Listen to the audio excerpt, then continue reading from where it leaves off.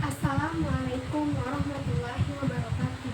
Perkenalkan, saya Safina Putri Satini dengan NIM 24002249 dari Program Studi Administrasi Pendidikan dengan mata kuliah Komunikasi Organisasi dari sesi 225. Baik dari video yang telah saya tonton, yaitu video yang diberikan oleh Bapak Dr. Hanif AKD MPD, menjelaskan tentang konsep dasar komunikasi organisasi yang dapat saya simpulkan, yaitu pertama, pengertian komunikasi. Komunikasi adalah proses pertukaran informasi, ide, pikiran, perasaan, atau pesan antara dua pihak atau lebih dengan tujuan untuk mencapai pemahaman yang sama. Proses ini melibatkan pengirim atau komunikator, pesan yang ingin disampaikan, saluran atau media yang digunakan untuk menyampaikan pesan, penerima atau pemanakan, serta umpan balik dari penerima kepada pengirim.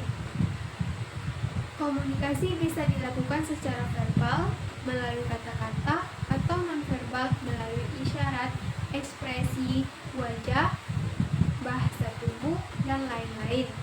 Komunikasi yang efektif memerlukan kesamaan makna dan pemahaman antara pihak yang terlibat.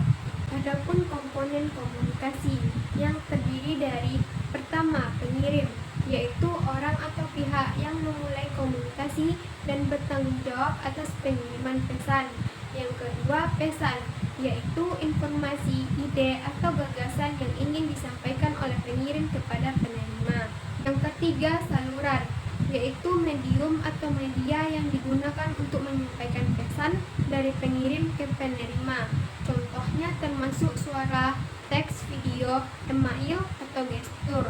Yang keempat, penerima, yaitu orang atau pihak yang menerima pesan yang dikirim oleh pengirim. Yang kelima, umpan balik, yaitu respon atau reaksi dari penerima setelah menerima pesan yang menunjukkan apakah pesan tersebut telah dipahami atau tidak. Yang keenam, konteks, yaitu situasi atau lingkungan di mana komunikasi terjadi yang dapat memengaruhi makna dan interpretasi pesan. Yang ketujuh, gangguan, yaitu segala sesuatu yang dapat mengganggu atau menghambat proses komunikasi seperti suara bising, gangguan teknologi, atau perbedaan bahasa. Yang kedelapan, pengkodean, yaitu proses di mana pengirim mengubah ide atau informasi menjadi simbol atau bahasa yang dapat dipahami oleh penerima. Dan yang kesembilan, penyajian, yaitu proses di mana penerima menerjemahkan simbol atau bahasa yang dikirimkan pengirim menjadi makna atau pemahaman. Setiap komponen ini berperan penting dalam memastikan komunikasi berjalan dengan lancar dan pesan dapat diterima dan dipahami dengan benar oleh penerima. Selanjutnya ada prinsip komunikasi. Prinsip komunikasi adalah pedoman atau aturan dasar yang memandu proses komunikasi agar berlangsung efektif dan efisien. Ada beberapa prinsip komunikasi yang penting. Yang pertama, kejelasan, yaitu pesan yang disampaikan harus jelas dan mudah dipahami oleh penerima. Menggunakan bahasa yang sederhana dan tidak ambigu sangat penting untuk memastikan pesan diterima dengan tepat. Yang kedua, kelengkapan, yaitu pesan yang disampaikan harus lengkap, mencakup semua informasi yang diperlukan oleh penerima untuk memahami maksud pengirim. Yang ketiga, konsistensi, yaitu pesan harus konsisten, baik dalam konten maupun cara penyampaiannya. Hal ini penting untuk menjaga kepercayaan dan memastikan tidak terjadi kebingungan. Yang keempat, kepentingan penerima, yaitu komunikator harus mempertimbangkan kepentingan, kebutuhan, dan perspektif penerima agar pesan lebih mudah diterima dan dipahami. Yang kelima, empati, yaitu memahami perasaan dan sudut pandang penerima dapat meningkatkan efektivitas komunikasi. Berarti, komunikator harus peka terhadap kondisi emosional penerima. Yang keenam, timbal balik atau feedback, yaitu mendapatkan umpan balik dari penerima. Sangat penting untuk mengetahui apakah pesan telah diterima dan dipahami dengan benar. Feedback juga membantu dalam mengoreksi dan memperbaiki komunikasi di masa depan. Yang ketujuh, kesesuaian, yaitu pesan yang disampaikan harus sesuai dengan situasi dan konteks.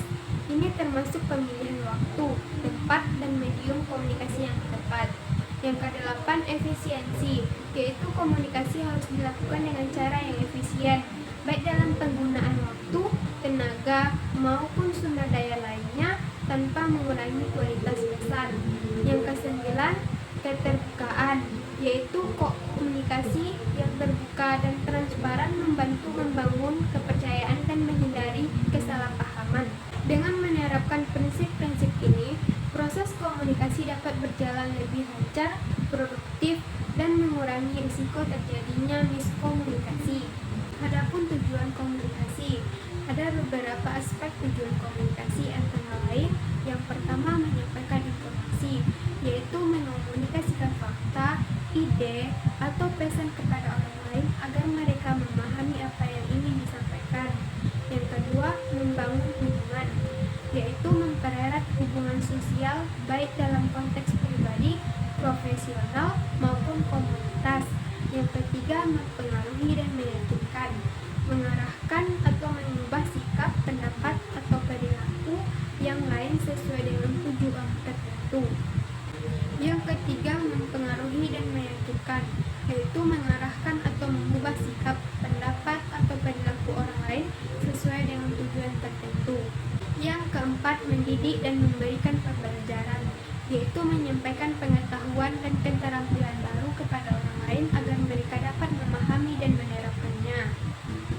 Yang kelima, menyelesaikan masalah, yaitu berkomunikasi untuk menemukan solusi terhadap permasalahan yang dihadapi bersama. Yang keenam, menyalurkan emosi, yaitu mengungkapkan perasaan atau emosi untuk mendapatkan dukungan, pengertian, atau respon dari orang lain. Setiap tujuan komunikasi tersebut dapat berbeda-beda, tergantung pada konteks dan kebutuhan dari komunikasi itu tersendiri. Mungkin itu saja yang dapat saya simpulkan. Jika ada kata-kata yang salah, mohon dimaafkan. Saya tutup dengan mengucapkan assalamualaikum